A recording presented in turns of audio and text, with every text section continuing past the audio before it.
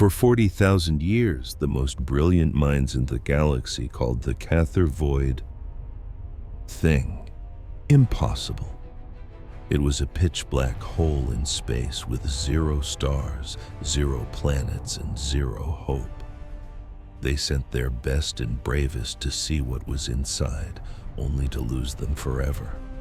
After sacrificing countless ships and souls, the Galactic Concord, the empire running the show, did what all big empires do when they can't win. They quit. They put up a giant wall of warning lights, called it a forbidden zone, and warned everyone to stay away. And for centuries, people listened. The void became a boogeyman, a cosmic wound that just wouldn't heal. It was surrounded by gravity storms that could shred a starship like tissue paper, and time itself got weird around the edges.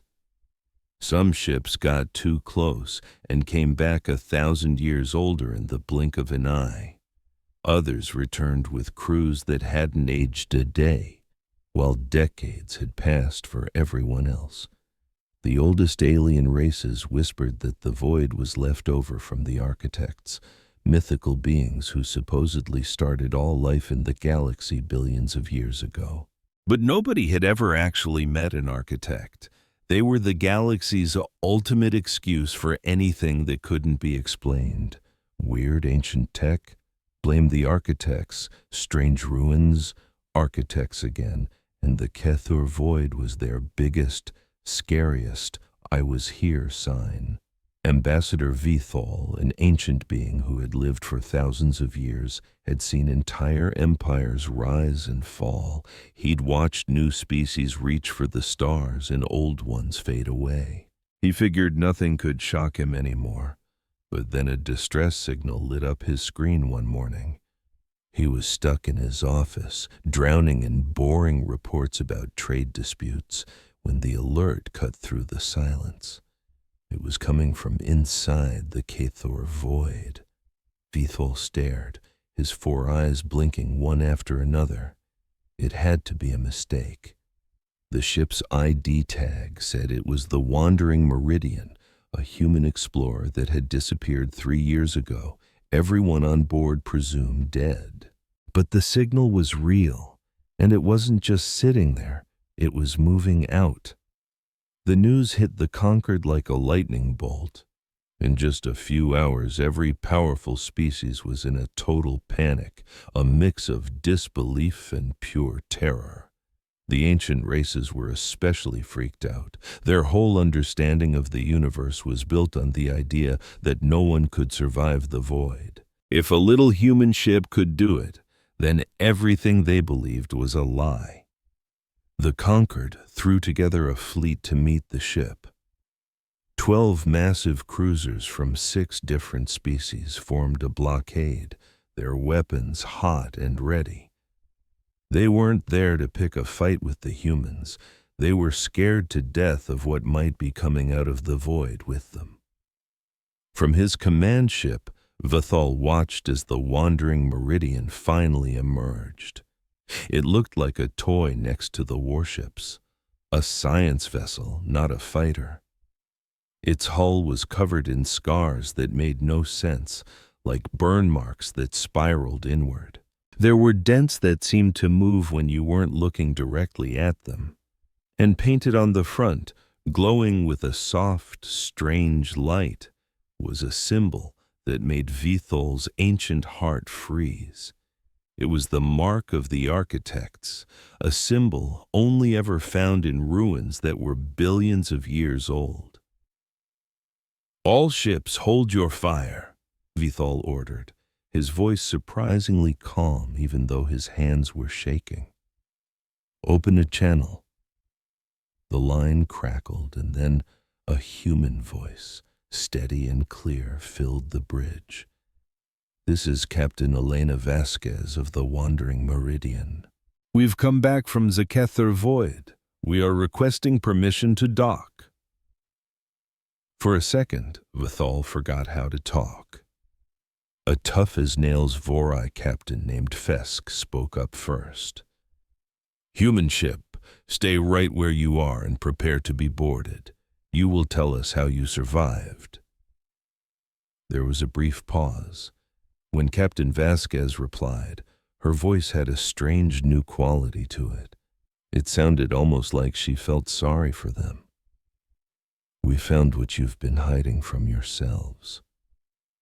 The words hung in space.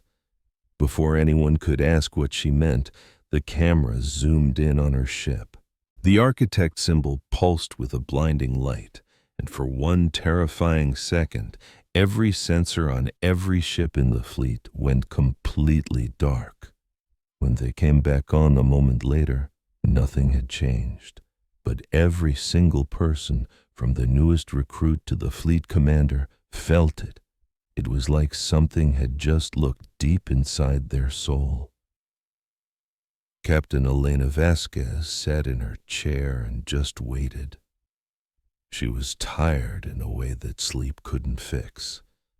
3 years in that place had changed her and her surviving 47 crew members. They weren't the same people who had set off on a simple mission so long ago. She remembered the moment it all went wrong, when a wormhole ripped open in front of them during a routine scan. One minute they were mapping asteroids, the next they were trapped in a physics nightmare. The Cathur void tried to tear them apart from the very beginning. Gravity pulled sideways, light bent at impossible angles that hurt to look at. Time was a mess, with days passing on the bridge while only hours went by in the engine room. Any of the Concorde's powerful races would have been destroyed. But humans are just too stubborn to know when they're supposed to give up. Vasquez had gathered her crew on that first awful day. "All right, listen up," she'd said. "We're somewhere we shouldn't be. Our science is useless, and our maps are garbage. But we're still here, and as long as we're breathing, we can find a way out." And somehow they did. They learned through pure grit and terrifying mistakes. They rewired their own ship 100 times over, tossing out the official manuals and just going with what felt right. They learned to trust their gut when the ship's computers were screaming that they were flying to their doom. And deep in that impossible place, they found the whisper. Vasquez still got chills just thinking about it. It wasn't a person. It was a consciousness, a voice that came from space itself. It spoke with feelings and pictures, and for whatever reason it picked them. It watched them struggle to survive for almost a year before it finally said hello. Its first message was simple: you do not break. That is different. That is interesting. After that, the whisper started helping them, giving them clues instead of answers. Have you ever been set up to fail, sent on a mission that everyone knew was a one-way trip? That's exactly what happened to Captain Eva Vasquez. Her ship, the Stargazer, was basically a flying tin can, and her crew was a mix of rookies and washouts. Their mission: fly straight into a galactic dead zone, a place where ships go in but never come out. The big shots called it a scouting mission, but Eva knew it was a lie. They were disposable, a sacrifice to buy the more important people some time. But what do you do when the entire galaxy has written you off? Do you just roll over and die? Or do you fight back? Stick around for the next 60 seconds, because what Eva did next didn't just save her crew, it changed the course of history for the entire galaxy. Just a few hours into the dead zone, the Stargazer's engines began to whine. Alarms blared, and the ship shook violently as if it were being torn in half. Eva grabbed the old silver locket she wore, the one with a tiny hologram of her daughter inside, and prepared for the end. That's when she heard it. A whisper, not with her ears but in her head. Turn left, not right. it urged. It was insane, but every part of her screamed to obey. She wrenched the controls, and a second later, a massive gravity wave ripped through the exact spot where they would have been. A fluke? Maybe. But then it happened again. A warning about a tiny crack in the life support system just moments before it was about to blow. This whisper was saving them, one impossible step at a time. She had to get them to listen, and it was going to be the toughest battle of her life. Imagine surviving for 3 years in a place that destroys the galaxy's best ships in hours, only to be treated like a criminal when you finally get out. That was the welcome home Captain Vasquez received. Conquered warships escorted her battered ship, the Wandering Meridian, to a lonely, isolated station, keeping her far away from everyone else. A holographic ambassador named Vithal popped up on her screen, his voice cold and demanding. "Explain how you survived." It wasn't a question, it was an order. Vasquez looked like she hadn't slept in years, but her eyes were like steel. "We adapted," she said. It was a classic tale of the powerful versus the underdog, and the aliens were completely baffled. "It's just what humans do," Captain Vasquez said. "You build these incredible ships to go out and conquer the universe. We build ours just trying to survive it." The alien ambassador Vithal couldn't believe his ears. "But the void consumes everything. Our greatest ships with our most advanced technology can't survive more than a couple of hours in there. And you're trying to tell me your tiny exploration ship made it for 3 years?" Vasquez's reply would change the galaxy forever, so you're going to want to hear this. "I'm telling you," she said, "that your rules just don't apply out there. Your tech is too perfect, too arrogant. It tries to boss the universe around, and when the universe pushes back, your ships shatter. We never had that issue. Our ship was basically held together with hope, a ton of luck, and more desperate patch jobs than I can count." The other alien delegates listening in just scoffed. The very idea that some primitive human engineering could possibly be better than their advanced systems was just hilarious to them. It had to be some kind of trick. But Vithal's eyes kept getting drawn to the weird glowing symbol someone had painted on the ship's hull, and he wasn't so sure it was a joke. "What did you find in that void?" he pushed. "And what is that symbol on your ship?" Vasquez waited a long, heavy moment before answering. "We found the very thing you're all too scared to even look for. We found the answer to a question your people gave up on 40,000 years ago." "What question?" Vithal demanded. "Where did the architects go, and why did they leave us behind?" In an instant, the communication channel exploded into pure chaos, with every single representative shouting over each other, desperate to know the answer. Vithal tried to calm everyone down, but the noise took a long time to fade. "Tell us," he finally pleaded. But Vasquez just shook her head.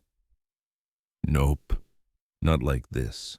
Not over a comms link while you've got a whole fleet of guns aimed at my ship.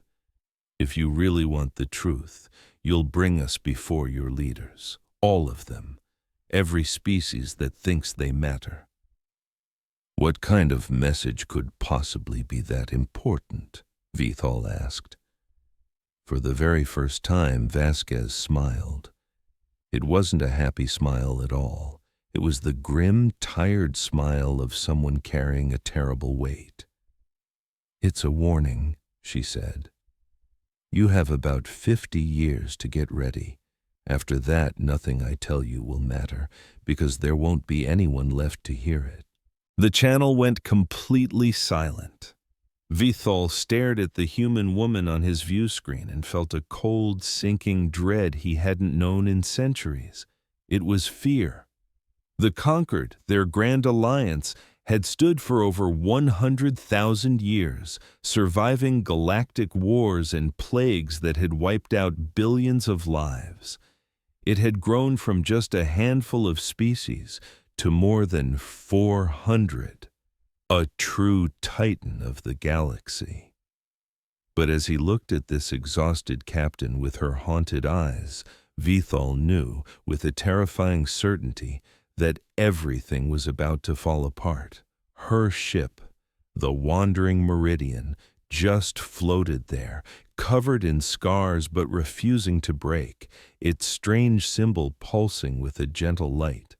And deep inside the ship's computers, something incredibly ancient was waiting. A whisper from the beginning of time had finally found its messenger, and that message was about to be delivered, whether the galaxy was ready for it or not. They took her to Conquered Station Prime, the single largest structure in the entire galaxy, a city floating in the empty space between 3 different star systems. Its creators had placed it there for a reason, in neutral territory, as a place where the 400 species of the Concord could talk through their problems instead of blasting each other to pieces. The station was ancient, built over 60,000 years ago, and expanded so many times that nobody even remembered what it first looked like. It was a massive, sprawling metal maze of docking bays, giant assembly halls, and living quarters designed for every type of alien you could possibly imagine. Captain Elena Vasquez had never even dreamed of a place like this. From the window of her holding cell, she just watched the endless, strange corridors. The cell itself was okay. It had a bed, a table, and even food she could actually eat. But it was still a cage. The door was locked, guards were posted right outside, and her crew had been separated and taken to different parts of the station. The Conquered had moved her ship to a high-security dock where their scientists were probably taking it apart bolt by bolt. They were making it perfectly clear. She wasn't some honored guest. She was a prisoner who just happened to know something they desperately wanted. Vasquez understood. She'd probably do the same thing in their shoes. A ghost ship pops out of a place nobody returns from, carrying the symbol of a godlike race that vanished thousands of years ago. Of course, they were suspicious. And of course, they were terrified. She just hoped they were scared enough to actually listen to what she had to say. The door to her cell hissed open. Ambassador Vithal stepped inside, with 2 guards who looked like they were genuinely afraid to be in the same room as one small human. The irony was so thick she almost laughed. These guys commanded fleets that could crack planets in half, but they were scared of her. "The High Tribunal will see you now," Vithal announced. "Tomorrow, you'll stand in front of representatives from every major species. You will tell them what happened in the void. You will tell them everything." "And if I decide not to?" Vasquez shot back. Vithal's 4 eyes blinked very slowly. "That would be an unwise decision. A lot of people here think you should be removed just to be safe. They're worried you've been contaminated, that you're a threat." "Oh, I'm definitely a threat," Vasquez said, her voice barely a whisper, "just not the one they're expecting."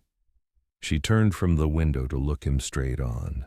The ambassador was tall and thin. His gray scales were shifting to a deep blue, a color she was starting to think meant he was nervous. "Your people have been scanning my ship," she said as a statement, not a question. "Find anything interesting?" "Your technology is confusing." Your engineers made changes that shouldn't work, connecting systems in ways that break the laws of physics. By all accounts, that ship should have ripped itself to shreds 100 times over. But it didn't, she pointed out. No, Bethel had to agree.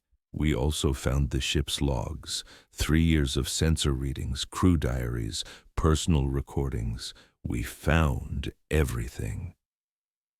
A cold knot formed in Vasquez's stomach. Did they watch them? A few, he admitted. The senior scientists, most of them have since asked to be put on psychological leave. The ambassador's scales turned a much paler color. One of them hasn't spoken a single word since he saw your chief engineer's last video log. Vasquez squeezed her eyes shut, knowing exactly which recording he was talking about. The day they first heard the whisper. The day their entire world changed. The recordings will give them some idea, she said. But it's not enough. The tribunal has to hear the story from me. They need to see what we had to become to survive. And what did you become? Vathol asked, his voice soft. Vasquez opened her eyes, and for just a fraction of a second, something ancient and incredibly powerful stared out from them. Then it was gone, and she was just a captain again, tired down to her bones and sick of fighting. Tomorrow, she promised. I'll explain it all tomorrow. The High Tribunal met in the Chamber of Voices, a gigantic amphitheater built into the very center of the station. It was designed to hold hundreds of different species at the same time, with rows of seats spiraling up towards a ceiling that showed a live, breathtaking view of the stars outside. The room's acoustics were so perfect that a person whispering in the center could be heard clearly in the very last row. Elena Vasquez stood in that center, surrounded by more kinds of aliens than she ever knew existed. They came in every shape and size, from tall and skinny like Vethol to short and round. Some of them floated in big tanks of strange gas or liquid, others were just shimmering clouds of light. The oldest races, the ones who were already exploring the galaxy when humanity was still trying to figure out how to make fire, sat in the front rows. They looked at Vasquez with a mixture of curiosity and total contempt. To them, humans were like toddlers, maybe amusing toddlers, but still way too young and inexperienced to be taken seriously. Behind them sat the younger races, who watched her with a little more understanding. They were the new kids on the block too, and they knew exactly what it felt like to be ignored by the galaxy's ancient superpowers. And at the very top, in seats of honor that looked down on everyone else, sat the Elder Council. There were 7 of them, being so old that their true ages were a complete mystery. They had led the Concord for thousands of years. What they said went. The eldest of them was a being named Morex, who looked like a shimmering cloud of pure energy. When it spoke, its voice seemed to come from everywhere at once, filling the room with an authority that you just couldn't ignore. "Human," the voice boomed, "you are here before this council to answer for trespassing in the Forbidden Zone. You claim that you survived the Kethar Void. You claim you bring a message. We will hear you out, but I'm warning you. If we detect even a tiny bit of a lie, the punishment will be severe." Vasquez just gave a slight nod. She had expected them to try and intimidate her. It didn't work. "I understand," she replied, her voice perfectly calm, "and I will tell you the whole story. But before I do, let me make one thing absolutely clear. I am not here to ask for your approval. I'm not here to stroke your egos or tell you a comforting bedtime story. I'm here to deliver the warning that you have all been deliberately ignoring for the last 40,000 years." The chamber instantly blew up with shouts of outrage. Most of the ancient races were not used to being spoken to with such nerve by a lowly human. Montex, the being in charge, silenced the crowd with a single shimmering whip of energy. "Continue," the ancient being ordered. "We are listening." Vasquez took a deep breath and began. 3 years ago, my ship was caught by a wormhole that wasn't on any of our charts. We were yanked into the Cathar void in a split second. There was no time to send out a distress signal. There was no time for anything except to hold on and pray.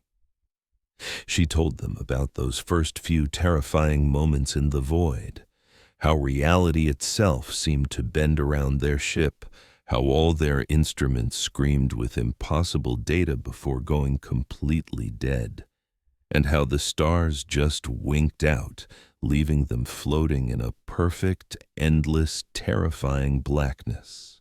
"Let's be clear. According to your own data, we should be dead," she said, her voice cutting through the silence. "Every file you have on the Forbidden Zone says survival is impossible. And for a while there, we almost proved you right. We lost 3 crew members in the first week. The ship was literally tearing itself apart around us. Some weird radiation warped our food supply, turning it into poison. We were completely lost, with no idea where we were or if we'd ever see home again." She let that sink in. The grand chamber was dead quiet. Even the most arrogant delegates were leaning forward, captivated. But we wouldn't die. You see, giving up is one thing humans are terrible at. It's just not in us. So when everything went wrong, we started making things up as we went. We tried every crazy, last-ditch idea we could think of. Our chief engineer kept having the same dream over and over, so we rebuilt our engines based on it. Our medic got these pounding rhythmic migraines, so we used them to chart a course. We used a kid's toy, a little spinning top, to triangulate gravity fields because it was the only thing on the whole ship that wasn't busted. A wave of pure disbelief washed over the assembled aliens. One delegate, a towering creature that looked like a living crystal, finally spoke. "Are you telling us you navigated the most dangerous region in the known universe using bad dreams and pure luck?" "I'm telling you what happened," Vasquez shot back. "Your technology failed because it's too rigid. You build ships to force the universe to make sense, to follow your rules. But the void doesn't have rules. It's pure, unfiltered chaos. It's a storm of things that shouldn't be possible. The only way to survive a storm like that is to be wild enough to ride the waves." She looked around the room, making eye contact with as many of the delegates as she could. "So, we adapted every single day. We tossed out the manuals, the regulations, everything we thought we knew, and started over. We failed a lot. We tried 1,000 things that led nowhere until we finally found one that worked. And slowly, piece by piece, over months that bled into years, we learned how to live in a place that was designed to wipe us out." "Designed?" Montex's voice was like the sound of shattering glass. "What do you mean, designed?" Vasquez felt the energy in the room shift. This was the hard part. "The Cathar void," she said, her voice steady, "is not a natural phenomenon. It was built, engineered for a specific purpose. It was created by the architects." The chamber didn't just get loud, it exploded into chaos. This time, even Montex couldn't restore order. Delegates were shouting, pointing, some even scrambling for the doors. The idea that the mythical architects had deliberately created the Forbidden Zone was an attack on their most sacred beliefs. Vasquez just stood there and waited for the storm to pass. She knew this was coming. When the noise finally died down, she continued. It was a test, she explained. A filter. The architects knew that one day an unbelievable threat would rise to endanger this entire galaxy. They needed to find a species that could stand against it, but they couldn't just pick one. They had to find the one that was perfectly imperfect for the job. The species that was stubborn enough, creative enough, and just plain crazy enough to do the impossible. She held her hands out, palms up. For 40,000 years, you've all sent thousands of ships into that void. The best ships from your most advanced civilizations, packed with the most brilliant technology you could invent. And every single one of them disappeared. You want to know why? The silence was deafening. Because they were too perfect, Vasquez declared. Too logical, too orderly. When their sensors failed, they gave up. When the laws of physics started to unravel, they couldn't think outside the box. They died because they couldn't imagine a way forward that wasn't in their textbooks. She jabbed a thumb at her own chest. Humans pass the test because we're not perfect. We're messy, we're impulsive, we make spectacular mistakes. We flew into a hurricane of cosmic insanity in a ship held together with duct tape and a prayer. And when it all fell apart, we just kept improvising. Not because we're brave, but because we're too stubborn to know when we're beaten. The chamber was now eerily quiet. The delegates just stared, a million different emotions on their alien faces.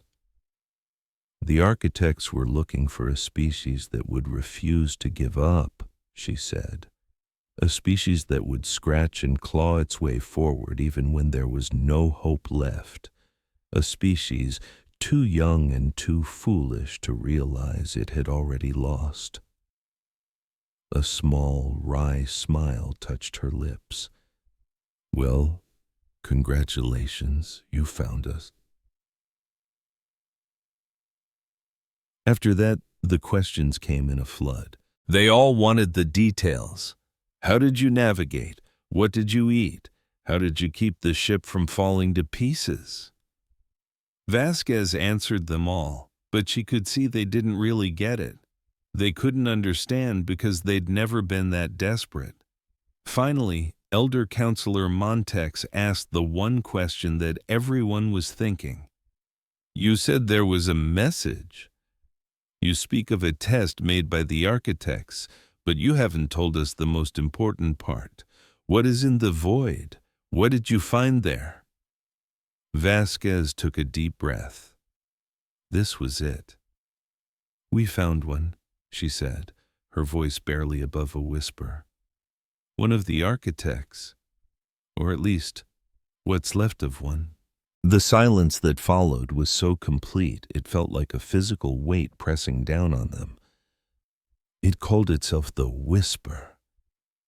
It's not a creature like any of us. It's something else, something older than the stars. It watched us struggle for almost a year before it made contact, and when it finally spoke, it told us everything. She looked right at the Elder Council. The architects never left. They fled.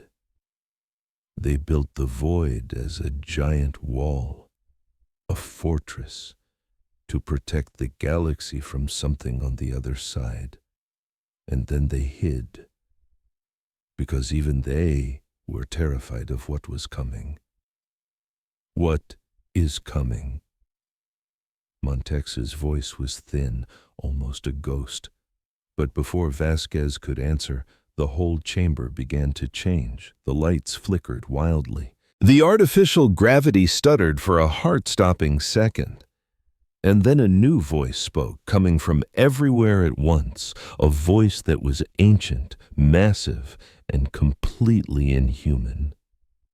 They did not find me. I chose them. And now I will speak. Every single view screen in the great hall flashed to life, showing one image, the legendary symbol of the architects, glowing with a soft, otherworldly light.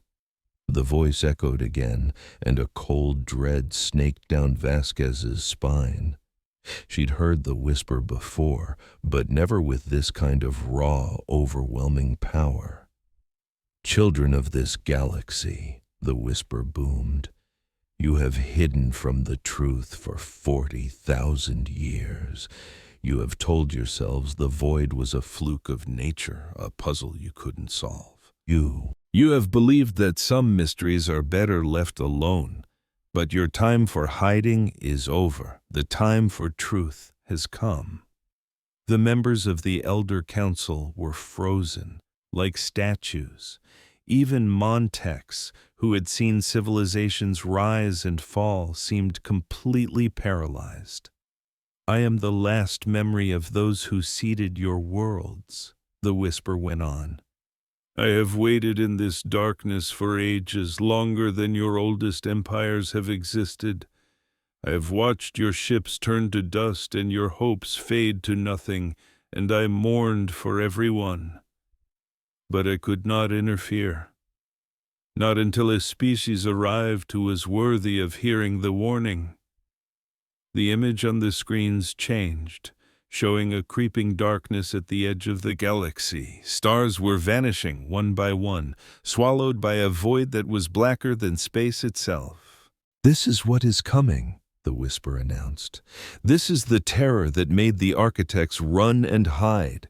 You have 50 years, perhaps less, and you have only one chance at survival." The voice then became softer, almost gentle. "The humans are your only hope. Not because they are stronger or smarter or better than you, but because they have the will to keep trying when logic says to give up. Because they do not know how to surrender. Listen to them, learn from them, and maybe, just maybe, if you work together, you might survive." The lights stopped flickering. The gravity stabilized. The screens went dark. And in the chamber of voices, 400 different species sat in absolute shell-shocked silence, trying to process the new reality that had just been dropped on them.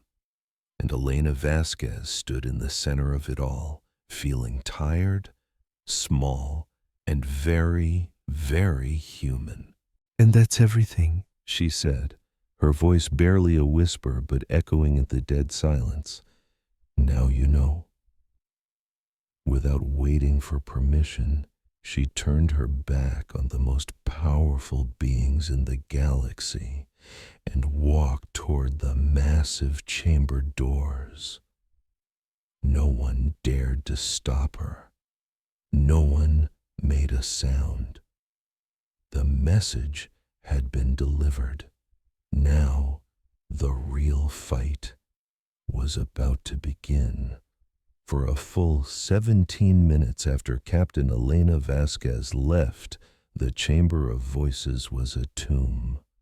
400 different species sat frozen, trying to process the impossible.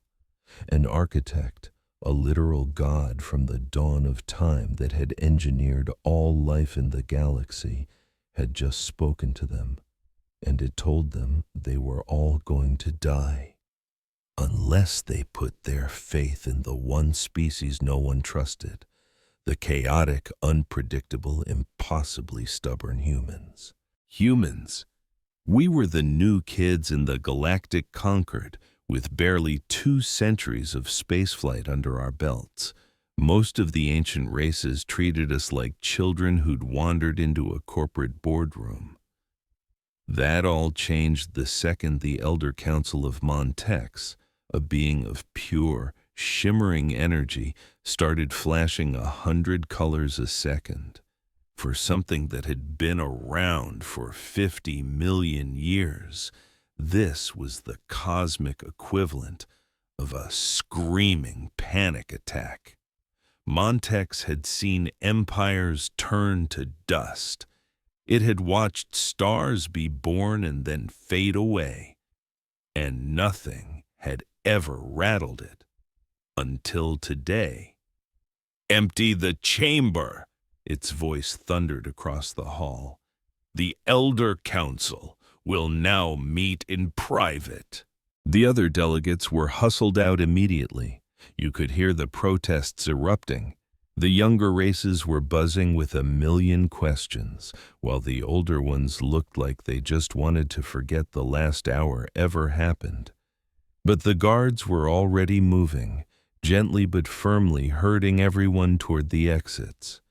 Within the hour, only the 7 members of the Elder Council remained. They retreated to a small secret room behind the main chamber, a place shielded by walls that could block any spy tech ever invented. They gathered around a table carved from a material older than most stars. "This can't be happening," hissed Thesra the Undying, a consciousness that had uploaded itself into a machine body billions of years ago. "The architects are a myth. They're bedtime stories we tell our young to explain where life came from." "That symbol on the human's ship was no myth," Vithara, a delegate from the Kefi, shot back. "Our scientists just confirmed it. The sigil is a 100% match for artifacts we've dug up on a dozen dead worlds. It's the real thing." "Perhaps the humans just found some ancient junk," suggested Hawaran of the Assembly, a hive mind that existed across thousands of bodies at once. "This could all be an elaborate trick." "To what end?" Mathes retorted. "What could they possibly hope to gain by faking an encounter with a god? They are the youngest, most vulnerable species in the entire Concord. If they were making a power play, this is the dumbest and most dangerous way to do it." A deep, unnerving silence settled over the room. They all knew Mornex was right. The humans had no logical reason to pull off a lie this big. And that voice, the voice that had filled the chamber, felt impossibly ancient. It felt like it came from a time before the universe even had a shape. "We need to interrogate the crew again," said Luminara, a being made of woven light who flickered in and out of dimensions. The captain gave her report, but there are 46 other survivors. We have to hear what each of them has to say. "I agree," Montex pulsed with nervous energy. "But we must be incredibly careful. If this whisper is real, and if it truly chose humanity to be its messenger, then these humans are more dangerous than we can possibly comprehend. We cannot risk harming them, or we might provoke an ancient power that has been sleeping for eons." The council debated for hours. They replayed the footage from the ship, the wandering meridian. They analyzed the impossible upgrades the human engineers had somehow jury-rigged onto their vessel. They dissected every single word Captain Vasquez had uttered. In the end, they were no closer to an answer. But they did agree on one chilling fact. The humans were telling the truth. Something that should be impossible had happened. Something that changed the rules of the universe, and something terrible was coming for them all. In her temporary quarters on Concord Station Prime, Captain Elena Vasquez sat with her crew, waiting. They'd at least let them all stay together after the hearing, a small mercy that kept them out of separate holding cells. It was better than a prison, but it was a long way from home. Her chief engineer, Marcus Webb, was passed out in a corner. He'd pushed his mind and body past every known limit out in the deep dark, and he hadn't really come back. His hair had turned snow white during their journey, even though he was only 34. In his sleep, he sometimes mumbled about equations that no human had ever conceived of. Her, Dr. Priya Sharma, was moving quietly among the crew, checking on them. She was looking for the signs, the strange little quirks they'd all started showing since they met the Whisper. It began with little things, dreams that felt like glimpses of the future, gut feelings about things they had no way of knowing, and a weird, constant sensation of being connected to something ancient and massive, hiding just behind their own thoughts. Lieutenant Commander James Rodriguez sat next to Vasquez, his eyes fixed on the door. "They're scared of us," he said quietly. "The guards, the diplomats, even the ancient ones, they look at us like we're carrying some kind of plague." "In a way we are," Vasquez replied. "It's just not the kind you can cure." Rodriguez finally turned to face her. He'd been her XO since day one, the guy who stood by her side through every nightmare deep space could throw at them. He trusted her with his life, but even he was starting to look rattled by what was happening to them. "Captain," he began, choosing his words carefully, "what exactly did the Whisper do to us?" Vasquez took a long breath, putting off the answer she knew she had to give. "It gave us pieces of itself," she finally said. "Little fragments of its knowledge, its understanding, the ability to see things we're not supposed to see. But it's not a complete picture. It's like having a word right on the tip of your tongue, but you can never quite say it. We know things," she went on, "but half the time we don't know what we know or how we know it." "Is that why I keep dreaming about the darkness?" Rodriguez asked. "That thing at the edge of the galaxy?" "Yes," she confirmed. "And the blueprints I see when I close my eyes, the schematics and formulas that don't make any sense? They're real, James. They're pieces of architect technology. The Whisper basically downloaded them into our brains so we could share them when the time was right." Rodriguez let out a slow breath, the sheer weight of it all finally hitting him. "So we're not just messengers," he said. "We're, what? Walking hard drives?" Vasquez gave him a tired smile. "Something like that. I'm sorry. I should have told you all sooner, but I didn't think you'd believe me. Captain, I flew a ship through a tear in reality for 3 years. I watched space itself bend around our hull. I had a very real conversation with a being older than time itself. At this point, you could tell me my boots are made of cheese, and I'd probably just ask what kind." Before Vasquez could respond, the door slid open. Ambassador Vathol stood there, flanked by 2 guards. The scales on his skin were shifting from blue to green, a pattern Vasquez had learned meant he was feeling deeply conflicted. "The Elder Council has made a decision," he announced. "They want to speak with the Whisper again. They have questions only it can answer." Vasquez rose to her feet. "That's not really how it works," she said flatly. "The Whisper doesn't take appointments.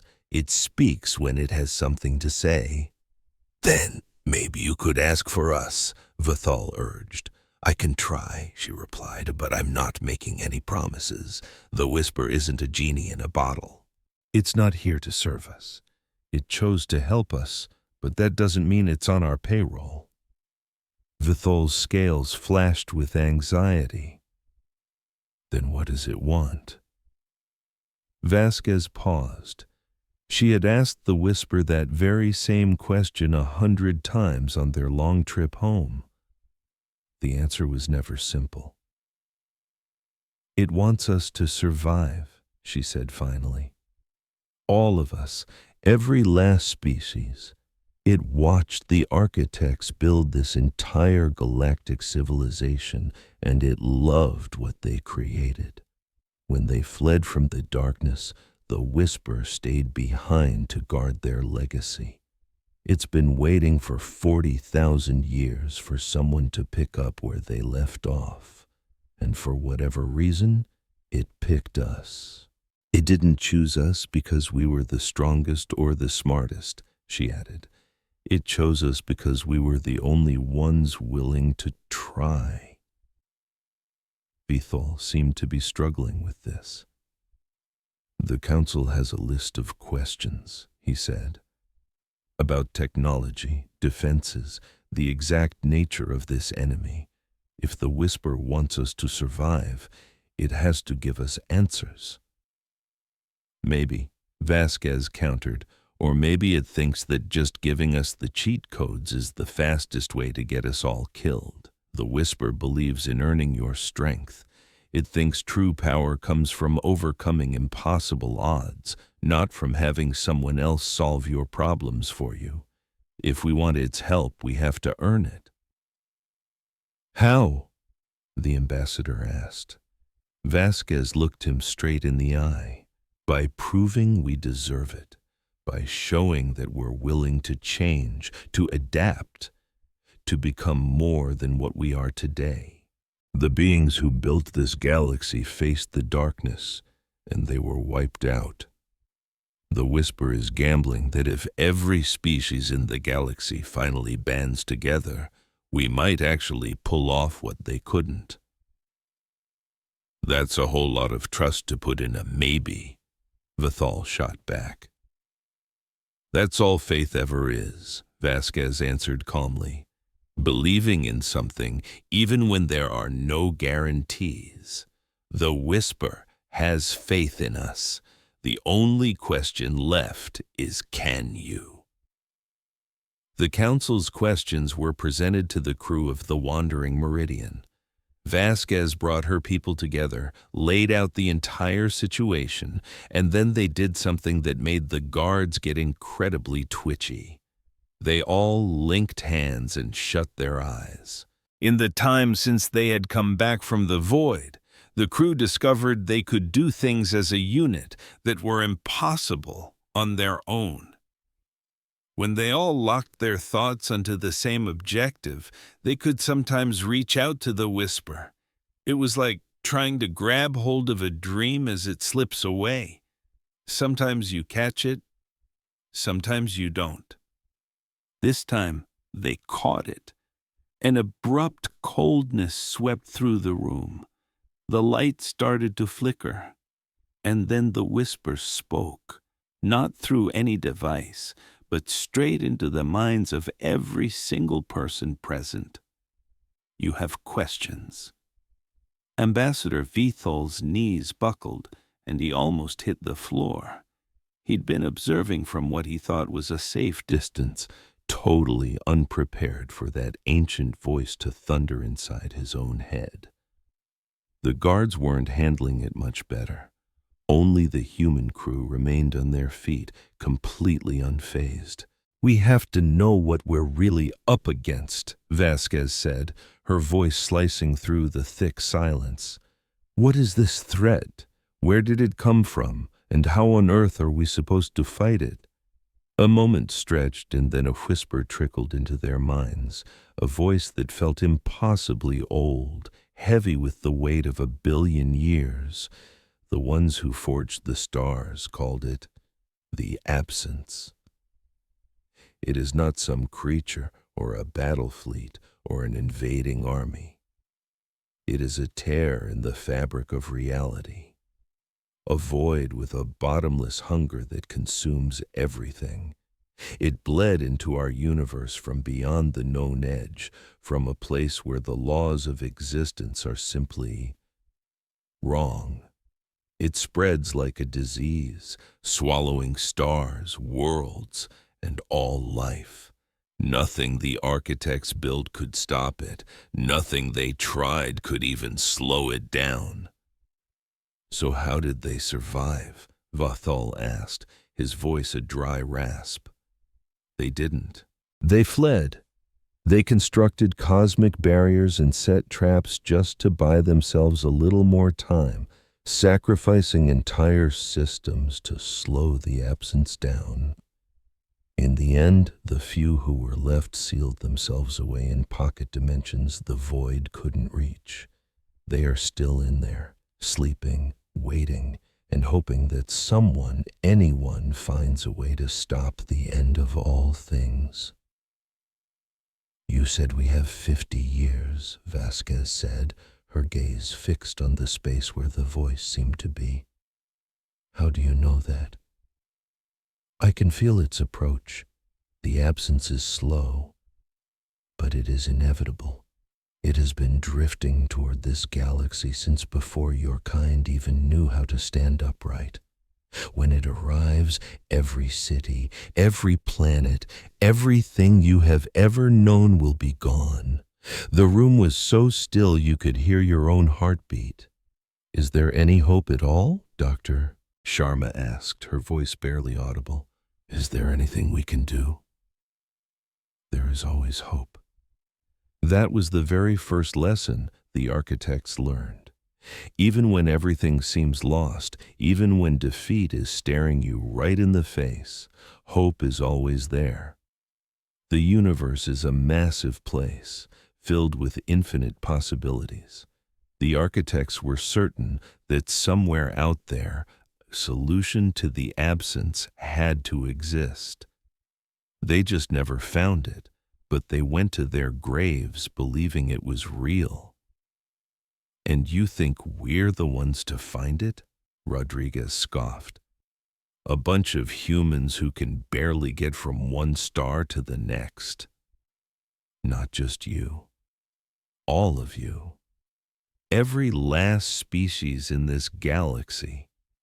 The architects were incredibly powerful, but they were prideful and they worked alone. They refused to share what they knew, certain they could solve the problem by themselves. They never asked for help. They tried to stand against the darkness alone, and it cost them everything. Perhaps if you all work together, you can succeed where they failed. A long, heavy quiet settled over the room. Then Vasquez asked the one question that had been nagging at her since this all began. Why us? Out of all the races out there, why did you choose humans to carry this warning? The response seemed to have a faint trace of humor. Because when you were faced with impossible odds, you refused to quit. Your technology broke. Your science fell short. Every single one of your grand plans blew up in your face. But you, as a species, did not break. You kept trying new approaches, you kept messing up, and you kept learning from it. The older races of the Concorde have forgotten how to fail. They've become so powerful and so certain that they can no longer imagine being wrong. You humans are still young enough to believe the impossible is possible.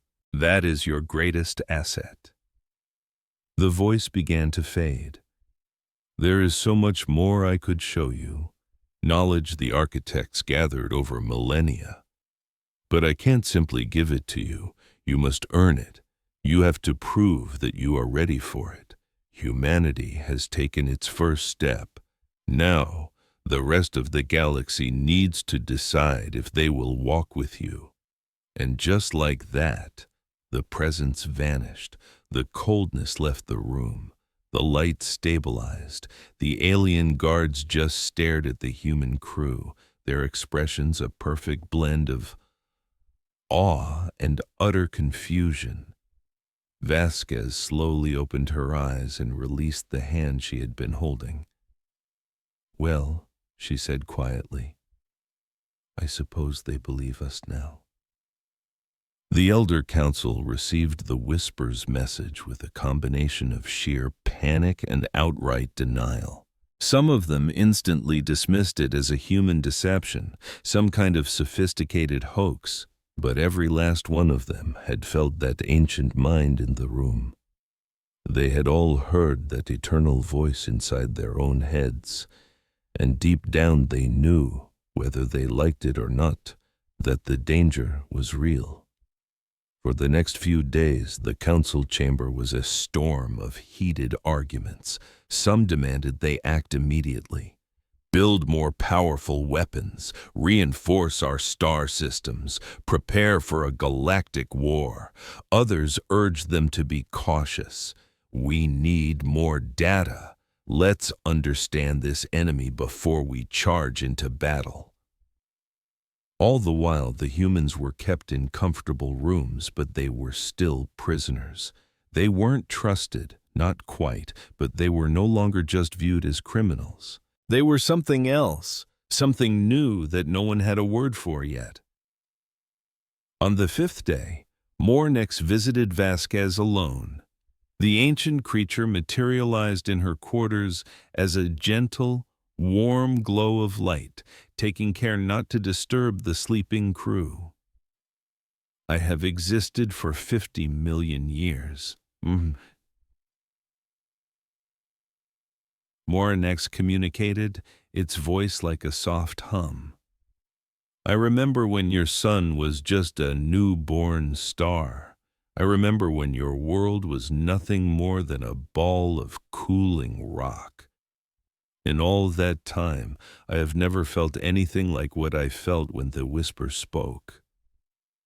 "What was it you felt?" Vasquez asked. "Small," the being answered. "For the first time in millions of years, I felt completely and totally small. The architects made everything I have ever known. My people, my entire civilization, the very stars we see at night, and something even stronger than them, snuffed them out of existence. What chance could any of us have against a power like that?" Vasquez sat on the edge of her bunk, looking at the luminous cloud that was Mornex. "Can I tell you a story?" she offered. The light seemed to pulse with interest. "Please." "When I was a kid, my family lived on a colony world called New Valencia. It was a gorgeous place. Green hills, thick forests, massive blue skies. But it was also dangerous. We had these native predators we called storm wolves. They were fast, they hunted in packs, and they were terrifyingly efficient. When they went after the livestock, there was nothing the farmers could do. The wolves won every time." She got quiet for a moment, lost in the memory. "One year the wolves got more aggressive. They weren't just taking farm animals anymore. They started going after people. The colony leadership decided to pull everyone off the planet. They said it was just too risky to stay. Most folks packed up and left, but not all of them. There was one old farmer, Miguel Santos. He'd been on that world for 40 years, and he said he'd be damned if a pack of wild animals was going to run him off his own property. Everyone said he was a fool. They all said he was signing his own death warrant, but he stayed." "What became of him?" Vasquez offered a small, sad smile. "Oh, he died, about 6 months later. The wolves got him in the end. But that's the thing. Before they did, he figured out their secret. He studied their hunting patterns, he discovered their weaknesses, and he came up with a whole new way to fight back. He wrote everything down in a journal and sent it to the colony leaders before he died." She looked directly at Mornex. A year later, the colonists came back. They used Miguel's journal. They took on the wolves, and this time, They won. New Valencia is a prosperous world now, full of families and children who don't have to live in fear. Miguel Santos saved every one of them, not by winning his own battle, but by being willing to fight it. The ancient being was silent for a very long time. So you are saying that it is acceptable to lose as long as something is learned from the loss. I'm saying that the effort is what counts, even if you don't cross the finish line yourself.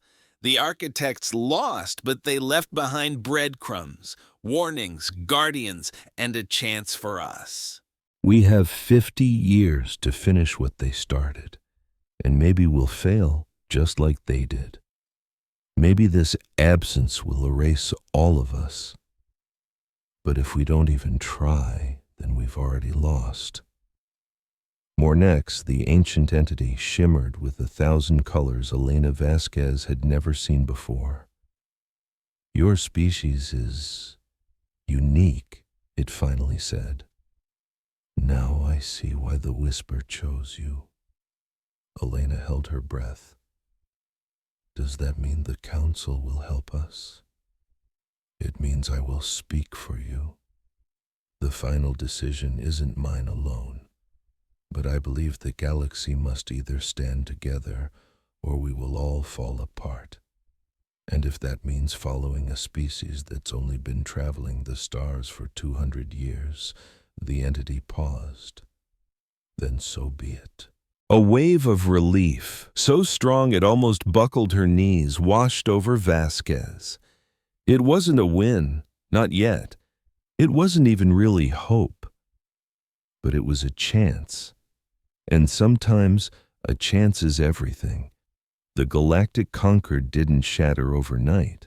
It was more like the slow cracking of a frozen lake in the spring. The first fractures showed up just days after the Whisper's warning became public. Within a month, whole sectors of the government were threatening to secede. The core of the issue was simple: belief. Some species took the Whisper's every word as gospel. They were ready to start preparing for the coming darkness right away. Others flat out refused to trust some ghost from the Forbidden Zone. They demanded proof. They wanted hard evidence, anything that would let them crawl back to the comfortable, predictable reality they knew before the humans showed up. But then there were the others, the ones who believed the Whisper but blamed humanity for being the messenger. They were the most dangerous of all. The first official faction to form was the Orthodoxy. It was headed by the elder races, species that had been soaring through space for millions of years. Their entire civilization was built on the idea that they were the wisest, most advanced beings in the cosmos. The notion that a bunch of primitive humans had stumbled upon a truth they'd missed was an insult they just couldn't swallow. "The humans have been corrupted," shouted High Priest Verena of the Eternal Light. "This thing they call the Whisper is no architect," he preached to a massive crowd of his followers. "It's a demon, a liar sent to fool us. It has twisted their simple minds, and now it wants to do the same to us. We must destroy the human ship, execute its crew, and seal off the Forbidden Zone forever." His poison found plenty of willing ears. A lot of species never really liked humans in the first place. They saw them as too loud, too emotional, and way too unpredictable. Their sudden jump to galactic fame just felt wrong, undeserved. It had to be a trick, a lie to put the upstart humans back in their place. In response, the pragmatists formed. This group believed the threat was terrifyingly real and that arguing about it was a death sentence. Bruised egos and ancient customs didn't mean a thing anymore. All that mattered was survival. "We have 50 years," declared Admiral Bethel, one of the last pragmatic leaders. He had spent weeks analyzing the data and knew the humans were telling the truth. 50 years to prepare for a threat that wiped out the creators of the galaxy. We don't have a single second to waste on politics or pride. We either work together or we die alone. But a third group, calling themselves the Ascendants, had a totally different take. They were the younger species, the ones treated like kids at the adults' table by the conquered for centuries. For them, the Whisper's message wasn't a crisis. It was a revolution. "The elder races have kept us under their thumb for far too long," Speaker Myers of the collective yelled to a roaring crowd. "They called us too young, too primitive, and unworthy of their secrets. Now we know the truth. They're not wise. They're just old. And the universe has chosen new champions." The Ascendants threw their full support behind humanity, hoping to ride their coattails to power. Some were true believers, while others just smelled an opportunity. And Elena Vasquez was caught right in the middle of the storm. The Conquered had finally released her crew. But freedom was complicated. She couldn't walk down a corridor without being mobbed by fans, accosted by protesters, or just stared at by aliens who wanted a peek at the humans who had met a god. But her crew was changing, and it terrified her. The gifts the Whisper had planted inside their minds were starting to bloom. Her chief engineer, Marcus Webb, could now just glance at alien technology and instantly understand how it worked, no manual needed. Dr. Priya Sharma could sense if someone was sick from across the room, and Lieutenant Commander James Rodriguez. He just knew things he had no business knowing. Details about events happening light years away would pop into his head like they were old memories. And then there was Vasquez. She could feel the Whisper's presence lingering at the edge of her consciousness, always there, always watching. When she was exhausted or stressed, she'd hear its voice offering her advice. She couldn't tell if it was real guidance or if she was slowly going crazy. 6 months after their return, everything came to a head. A Conquered Black Ops team tried to kidnap the crew of the Wandering Meridian. They snuck in during the dead of night, using stealth technology to slip past the station's defenses. Their goal was simple: grab the humans alive and take them to a black site where old guard scientists could take them apart piece by piece. This team was the best of the best, total professionals who had been running these kinds of secret missions for centuries. They were masters of moving like ghosts, neutralizing targets without a sound, and snatching people from fortified castles. They failed spectacularly. Rodriguez felt them coming first. He bolted upright from a deep sleep filled with an unshakable certainty that they were in danger. He had no clue how he knew. He just knew. In seconds, the entire crew was awake and on their feet. "They're in the ventilation shafts," Webb said, pointing at a totally normal-looking wall panel. 6 of them. They're carrying non-lethal knockout weapons. "How in the world could you know that?" asked Ensign Sarah Kim, one of the newer members. "I can see their energy signatures. They're using some kind of bioelectric disruptor. It's super advanced, super expensive." Webb tilted his head. "The design is also a bit sloppy. Give me a couple of hours and a toolbox and I could build a better one." Vasquez stepped forward. She felt the Whisper stir inside her, offering a tidal wave of power if she would just open the door. She paused. Using these gifts felt like crossing a line she could never uncross, but her crew was in danger. her family. She reached for the power. When the Black Ops team burst through the vent, they found 47 humans standing in a perfect formation, their eyes glowing with a faint golden light.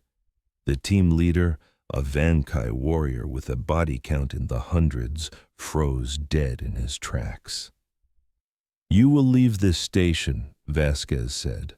Her voice was her own, but another voice echoed beneath it, something ancient and unbelievably tired of assassins and kidnappers.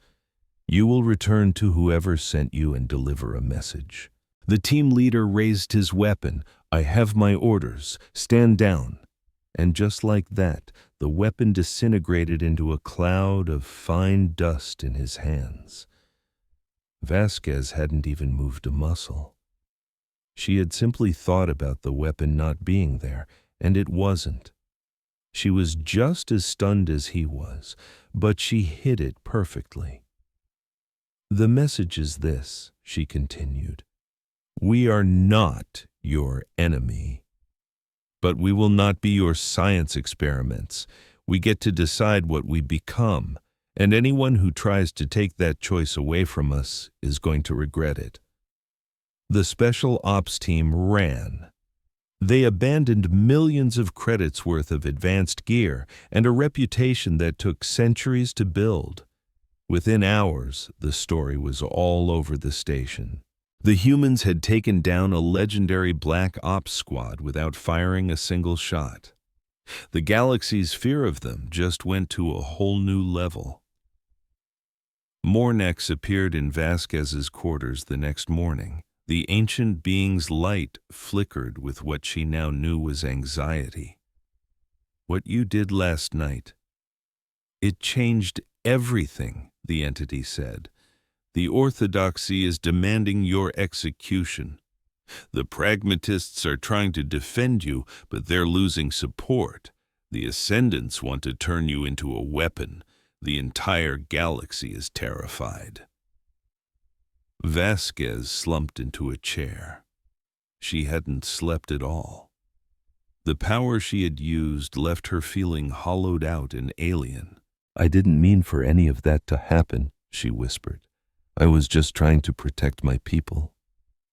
"I understand, but the galaxy doesn't. They see humans who can unmake matter with a thought. They see a species that was a galactic nobody 6 months ago now wielding power that rivals the oldest civilizations. They are scared to death." "So what am I supposed to do?" Mornex was quiet for a long time. "Tell me the truth, Elena. What is happening to you and your crew?" Vasquez thought about lying, about giving some easy answer to calm the chaos, but she was just too tired to lie. "The whisper, it's changing us," she confessed. "It's giving us pieces of itself, knowledge, abilities, ways of seeing the universe we never could before. We're becoming something else. I don't know what. Something between human and architect. Or maybe something entirely new. And you have control over this. Sometimes. But not always. Last night was pure instinct. If I had actually thought about it, I probably couldn't have done it. But the second my family was threatened, the power just appeared. That is deeply worrying. I know." The ancient being drifted closer, its light softening to a gentle, pulsing glow.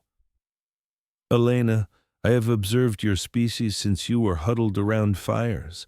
I watched you evolve from simple creatures to star travelers in what felt like the blink of an eye.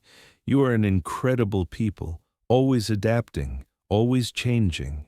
But this, what's happening to you is a transformation unlike anything I have ever seen."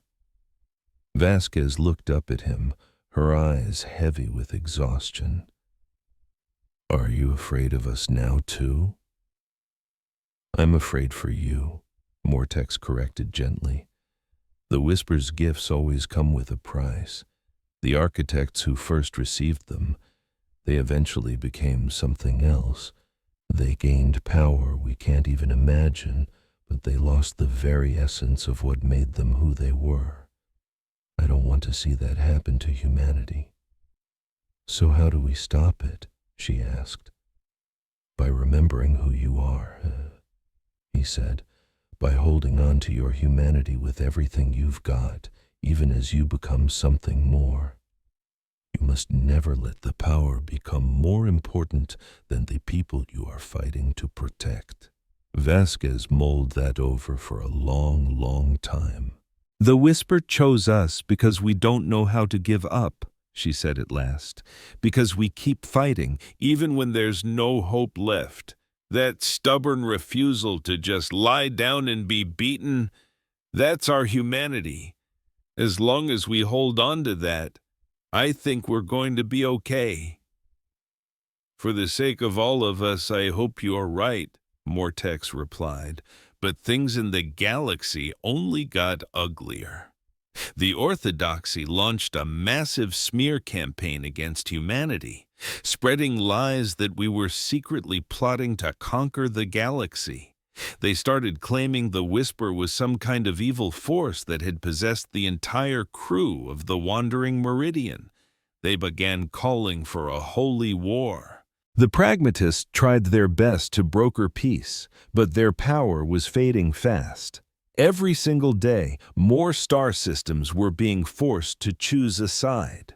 Every day, the cracks in the galactic concord grew wider, and that's when the Ascendants saw their opening. They reached out and invited the humans to join their cause. We are forming a new alliance, Speaker Mayos explained to Vasquez in a top-secret meeting. One that isn't bound by the traditions of the past. The younger races are tired of being treated like children. We want to build a better future, and we want you to build it with us. Vasquez studied the alien leader. Mayos was part of the collective, a species that was a single consciousness shared across dozens of bodies. The being standing before her was an entire committee in one. The offer sounded genuine, but she'd learned the hard way not to trust so easily. What would that mean for us exactly? Joining you? It would mean we face the future together. Your incredible new abilities, combined with our numbers and our resources, we could finally challenge the elder races. We could force them to share all the technology and knowledge they've been hoarding for centuries. We could finally create a galaxy where every species is treated as a true equal. And what about the great threat, the absence that the Whisper warned us about? Mayos hesitated for a moment. We believe it's a real threat, but we also believe it's a long way off. We have 50 years. That's more than enough time to sort out this political mess first. Vasquez just slowly shook her head. You're making the exact same mistake as everyone else. You're treating the end of the world like it's a problem for another day. The alien diplomat looked down his nose at me and said, The Whisper gave us 50 years, not because we needed that much time to get ready, but because that's how long it would take for us to stop bickering. He honestly thought he was doing me a favor, offering me a spot in his political power grab. He promised everything would move faster if his side controlled all the resources. I had to set him straight. No, the work will move faster if we stop trying to crush each other and actually start working together. I'm sorry, Speaker, but I can't join your revolution. My only job is to make sure this galaxy survives, not to help one faction win a war against another. Mayos just stared at me for what felt like an hour. You may live to regret this decision, Captain, he said, his voice turning to ice. The elder races will never see you as an equal. With us, you would have had allies. I know, I told him, but I have to do what I feel is right. That meeting was a complete disaster. The Ascendants didn't officially declare us their enemies, but they definitely weren't our friends anymore. Suddenly, I was totally isolated, caught between these powerful factions that all wanted something from me that I just couldn't give them. My own crew was starting to fracture too. The changes the Whisper had set in motion in our minds and bodies were accelerating. Some of my people were developing abilities they couldn't control. Others were being tormented by visions that left them terrified and broken. A few of them wanted to embrace the transformation to become whatever the Whisper was turning them into. But others were fighting it with everything they had, desperate to hold on to their humanity, no matter what it cost. One night, Rodriguez found me on the observation deck, just staring out into the endless black. He just came and sat beside me, not saying a word. We'd been friends for decades. We didn't always need to talk. The crew is tearing itself apart, I finally whispered into the silence. Jacobis and Chun want to lean into this. They think we need to become as powerful as possible to have any chance of facing the absence. But Martinez and Kim are desperately trying to find a way to reverse the Whisper's gifts. They're scared to death of what we're all becoming. He looked over at me, his face impossible to read. And what do you want, Elena? I was quiet for a very, very long time. I want to go home to New Valencia, I finally admitted. I want to sit on my parents' front porch with a hot cup of coffee and pretend that none of this ever happened. I just want to be a normal person with normal problems again. He let out a long sigh. That ship has kind of sailed, hasn't it? Yeah, I said, turning to face my oldest friend. It has. We're turning into something completely new, James. Something this galaxy has never seen before. I can feel it happening to every single one of us. The only real question left is, are we going to become something that saves this galaxy, or something that makes everything a million times worse? Do we even get to choose? He asked quietly. I think we do. The Whisper shows us the potential, but it doesn't force our hand. We still have free will. We can still decide who we're going to be. Rodriguez gave a slow, determined nod. Then, we choose to be the good guys, he said, like it was the simplest thing in the world. Despite everything, I couldn't stop a small smile from spreading across my face. Simple as that. It's not going to be easy, he added. I let out a short laugh. Nothing worth doing ever is. Besides, easy is boring. We sat there together in a comfortable silence, watching the sea of stars drift by the station's massive windows. Somewhere out there, in that silent, crushing darkness between galaxies, the absence was crawling its way towards us. Somewhere out there, the architects were in their long sleep, waiting to see if their final, desperate gamble, us, would succeed where they had failed. And right here, on this floating city filled with squabbling politicians and terrified aliens, a small group of humans was trying to figure out how to save everyone. The odds were laughable. The challenges seemed impossible. The enemy was beyond anything we could comprehend. But we were going to try anyway, because that's what humans do. 2 years. That's how long it had been since our ship, the Wandering Meridian, had stumbled out of the void of Cathvar. 2 years of absolute chaos, of frightening transformations, and of non-stop preparation. The galaxy was a completely different place than it had been before we humans showed up with our impossible news.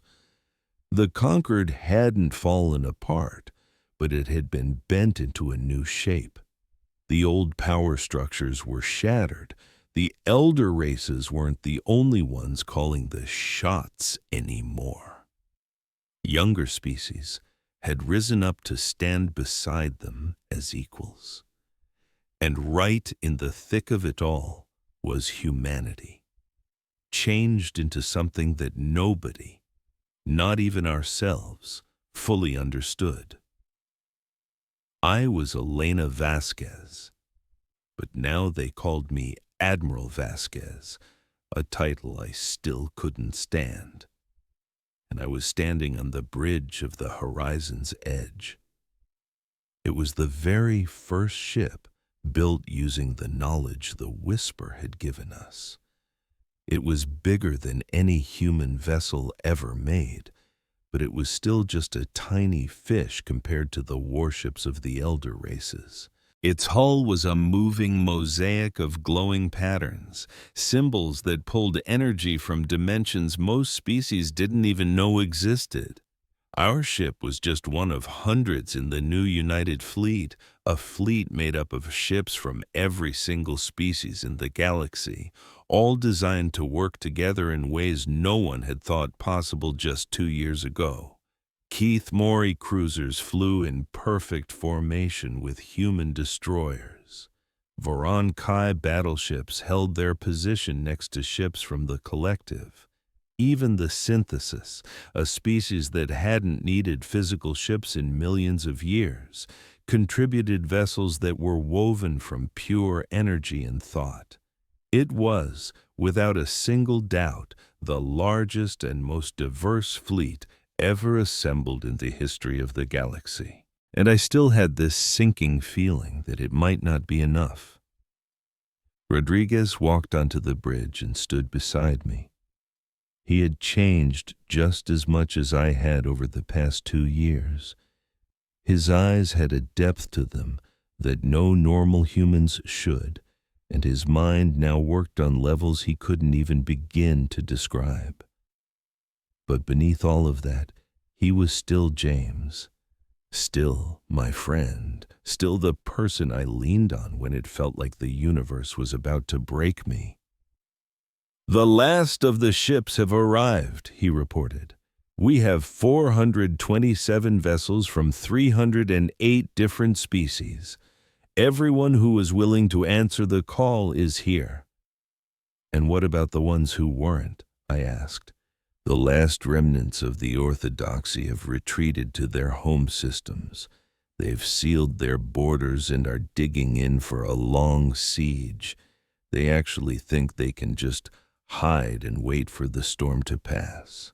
I just shook my head, feeling a profound sense of sadness. They're not going to make it. The absence doesn't care about borders. "I know," he said softly. "We all know. They just can't force themselves to accept the truth." Getting to this moment had been a long and painful journey. After that first year of political stalemate, I made a decision that changed everything. Instead of picking a side, I offered to share the Whisper's knowledge with anyone who was willing to listen and learn. The architects had understood things about science and technology that the galaxy had never even conceived of. But it wasn't easy. Their entire way of thinking was fundamentally alien. To learn what they knew, you had to completely rewire how you saw the universe itself. It was a tough pill to swallow for the elder races. Imagine having millennia of scientific gospel, only to be told it was all wrong. Most of them threw a fit and quit. Some even accused us of making things deliberately complicated just to spite them. But a handful stuck with it. The younger species, on the other hand, got it almost instantly. They didn't have all that old-school baggage to ditch. They were way more open to the idea that maybe, just maybe, they didn't have all the answers. In a matter of months, engineers from a dozen different worlds were cranking out incredible new tech based on the architect's principles. My own crew from the Wandering Meridian suddenly became the most sought-after teachers in the galaxy. Each of us took on a specialty, focusing on the unique gift the Whisper had awakened in us. Webb handled engineering and physics. Sharma took charge of biology and medicine. Rodriguez, naturally, taught strategy and tactics.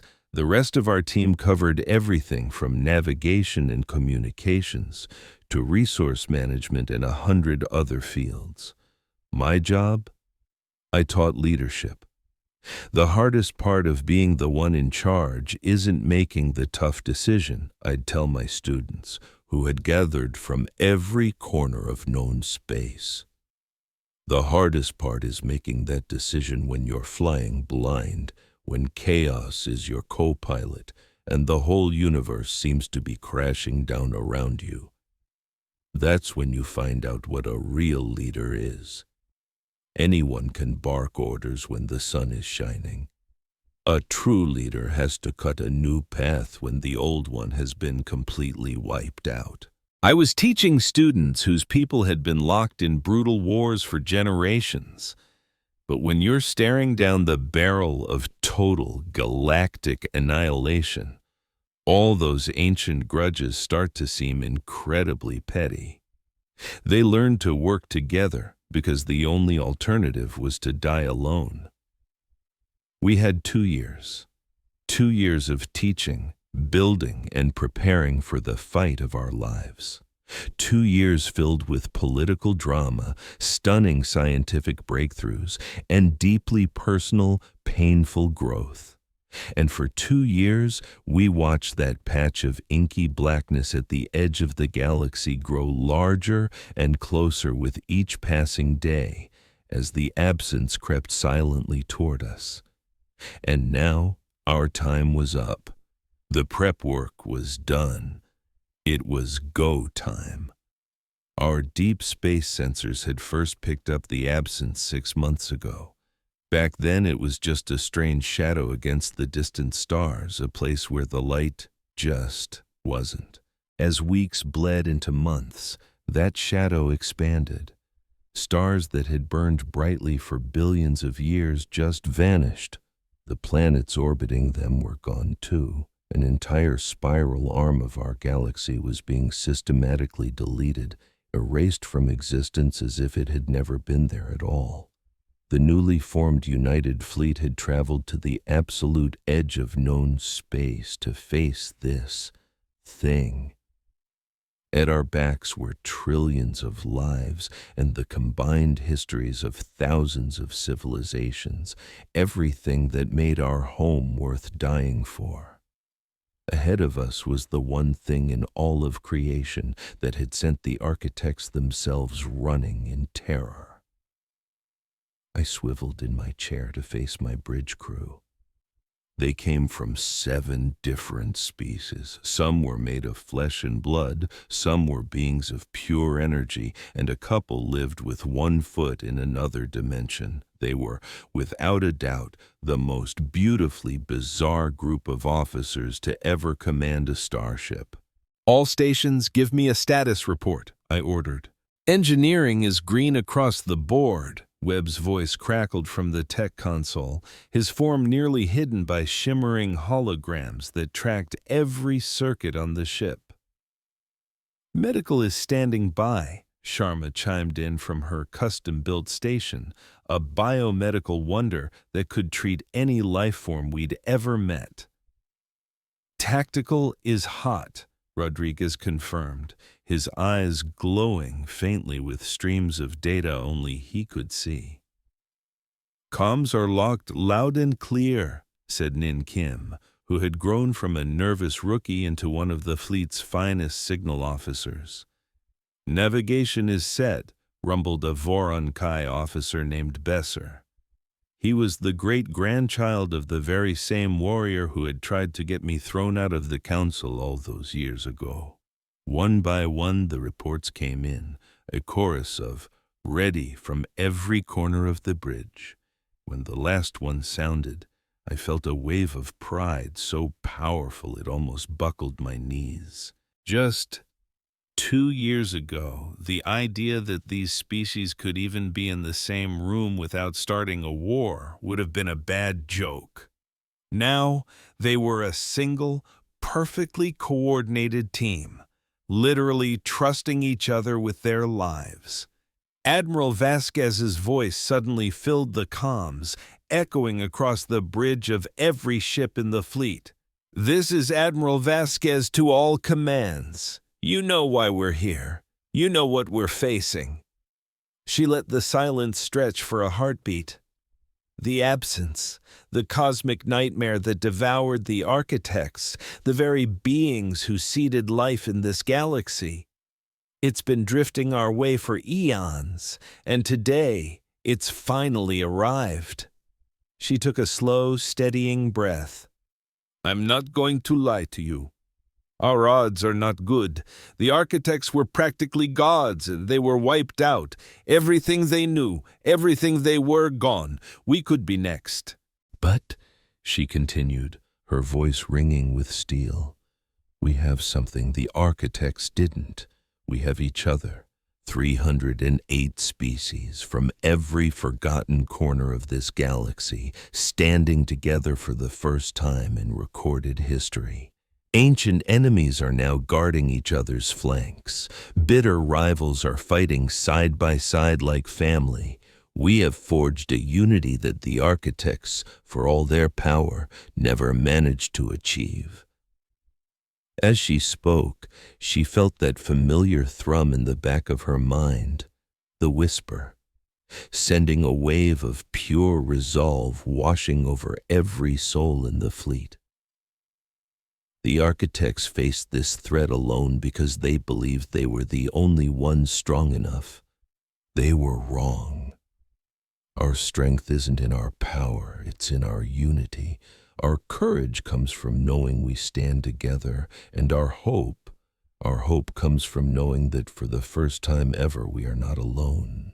Through the whisper, she could feel their collective focus, their fear, and their unshakable determination.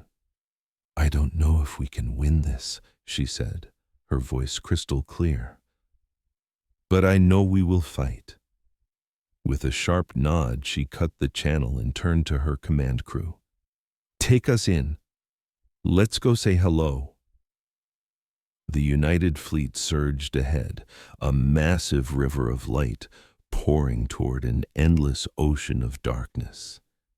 Seeing the absence up close was far worse than any sensor reading could have prepared us for. It wasn't just blackness. It was a void so complete that staring at it felt like it was physically pulling the thoughts right out of your mind. Your brain scrambled to process what it was seeing and came up with absolutely nothing. Stars that should have been visible behind it were simply not there. It was like space itself was unraveling at the seams. Vasquez knew everything the whisper could share about this enemy. It wasn't alive in any sense of the word. It didn't have a motive or a grand plan. It was more like a law of nature in reverse, a cosmic glitch that simply unmade reality wherever it went. The architects described it as a fire that burned not with heat, but with nothingness, consuming existence itself. Launching torpedoes at it would be like trying to punch a shadow. How do you blow up something that's already made of nothing? You can't shoot a hole in a hole. But in their final, desperate conflict, the architects stumbled upon a loophole. They found that certain energy frequencies, when woven together in incredibly complex patterns, could actually make the absence pause. It wouldn't stop it, but it would slow it down. The entire United Fleet was built on that single discovery. Our weapons didn't fire lasers or plasma. They projected massive fields of structured reality.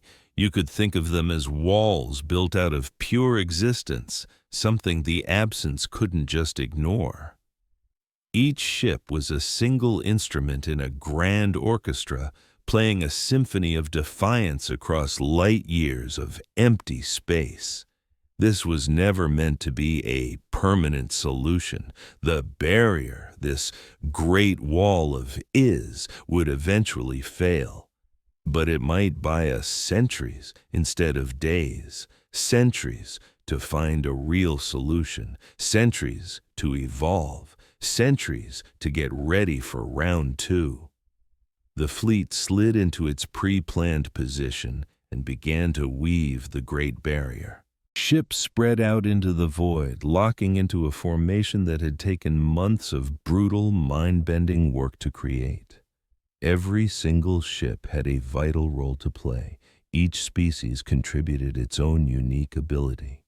The Kthmor vessels projected fields of stabilized time, literally slowing down the moments around them to stall the absence's advance. The colossal Voronoi dreadnoughts generated raw kinetic force, creating a physical push against the emptiness. The ghostly synthesis beings wove constructs from pure thought, intricate patterns of consciousness that seemed to gag the absence. And the human ships, we did the one thing no one else was good at. We improvised. "The formation is leaking, Admiral," Rodriguez called out, his eyes locked on the data streams that showed the barrier's integrity. The absence is slipping through the seams between the fleets. It's adapting way faster than any of our models predicted. Vasquez had been counting on this. The absence wasn't intelligent, but it was persistent. It pushed and probed at every inch of their defense, flowing like water around any static object. A fixed defense was always going to fail. "Tell the fleet to switch to dynamic formation," she ordered, her voice perfectly calm. "I want them adjusting on the fly. Follow the pressure points. Stop trying to hold a line and start dancing with it." The command flashed across the fleet. Some ships moved instantly. Others hesitated, terrified to abandon the one plan they had practiced for months. Vasquez sent another message, but this time she pushed a wave of the whisper's quiet confidence along with it. "This is what we do, people. We adapt. We overcome. The plan was just the starting pistol, not the finish line. Trust your instincts. Find what works." And then, slowly, like a waking beast, the entire fleet began to move. It was no longer a rigid wall, but a swirling, chaotic dance of starships, weaving in and out, constantly plugging new holes and reinforcing weak points as they appeared. It was a beautiful, unpredictable, glorious mess. "The weak points are stabilizing," Rodriguez said, a clear note of awe in his voice. "The barrier, it's actually holding stronger than it was before." "It's pure chaos," her navigator Desver muttered in disbelief. "There's no pattern to it. This shouldn't be working." 50 years ago, the godlike beings who built our galaxy faced a terrifying, star-eating darkness. And they didn't fight it. They ran, leaving every one of us behind. Now, our own leaders are doing the same thing, sending pilots like Eva Vasquez on one-way missions into that same void. They called it a dead zone, a suicide run, but something was in there with her. It called itself the Whisper, and it didn't just give warnings, questions. It wanted to know about hope, fear, and why people would fight even when they knew they were going to lose. Eva told it everything, sharing stories of human history, our endless, messy struggles with love and war. In return, it showed her the truth. The cowards who created us, and the cowards who now lead us, and it gave her a choice. If you've ever felt like the little guy facing an impossible fight, you need to hear what she did next. The Whisper offered her 2 gifts. The first was a map home, a clear path right back to her daughter, no strings attached. The second was a chance. All around her floated the ghosts of 1,000 ancient warships, silent for 40,000 years. The Whisper could help her wake them up. Eva looked at the star charts, at the trail of cosmic destruction the darkness was carving through the galaxy, a path aimed straight for home. She knew her admirals would just keep sacrificing people. She wouldn't let that happen. Using the last ounce of her ship's power, she broadcast a message not to her superiors, but to everyone. "The architects abandoned us," she announced, her voice ringing with defiance. "Our leaders are sacrificing us, but we are not going to run. We are going to fight. Who is with me?" For a heartbeat, the only reply was the crushing silence of deep space. Then, a single light blinked on her screen. An alien freighter crew acknowledging the call, then another, and another. In minutes, her communications were overwhelmed with messages from 308 different species, all saying the same thing: "We are ready." They abandoned their posts, defied their orders, and warped to her coordinates. A brand new fleet, born not from rules and regulations, but from pure, stubborn defiance.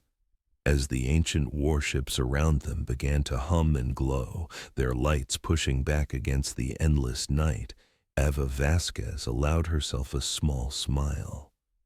They might not win this, but they sure weren't going to die in the dark anymore.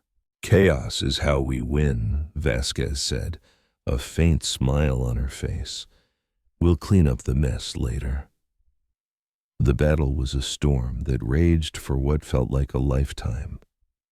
The enemy, this great absence, was a relentless ocean of nothing, never pausing, never tiring. Her new fleet danced and weaved, forming a living shield against the end of everything. It was brutal, draining every ounce of focus from every crew. But against all odds, they were actually holding the line. And just then, the Whisper spoke again. Not just to Eva, but to every single being in the fleet. It swept through them like a silent, thundering wave, and for one incredible moment, millions of souls from hundreds of worlds shared a single thought. "You have done well." A voice as old as the stars echoed in their shared mind. "The architects made you to grow, to learn, to become more than they ever could. They hoped one day their children would succeed where they had failed. For ages that hope seemed like a fantasy. The people of the galaxy fought and betrayed each other, drowning in their own distrust. Images flooded their minds, exploding warships, the sting of betrayal, the long, sad story of a galaxy at war with itself. But now you stand together, different species, different cultures, different minds. You have finally learned the lesson the architects never could. That real strength doesn't come from being the same, but from embracing your differences and finding a way to work together anyway." Vasquez felt a single tear roll down her cheek, and she knew she wasn't the only one. The barrier you've created will hold for a while, but the absence will never stop pushing. This isn't the end of your fight. It's the beginning. The voice seemed to grow, filling the entire cosmos. But you are no longer alone. The architects fled, thinking they had failed. They hid in other dimensions, sleeping for eons, waiting for an end they believed was inevitable. But you have shown them something they had forgotten. Hope, courage, the simple, stubborn refusal to give up, even when defeat seems certain, and now They are waking up. The entire fleet felt it then, a tremor at the very edge of reality, a presence so massive it was impossible to comprehend. Not one mind, but billions. The entire civilization of the architects, stirring from a slumber that began before the stars had names. They are not coming to save you, the voice explained. That isn't their way. They are coming to stand with you, to fight beside the children who have become so much more than they ever dreamed. I have watched this galaxy for longer than your species have had names. The whisper's final words echoed in every mind. I have seen empires rise and fall to dust, but I have never seen anything like what you did here today. The test was never about whether you could survive. It was about finding someone willing to stand at the door when darkness knocked. You are ready. A final stunning thought washed over them. And now, finally, so are we. The presence vanished, the shared mind dissolved. But as every soul returned to their own ship, their own life, nothing was the same. They had felt the architect's return. They knew, with total certainty, they weren't fighting alone anymore.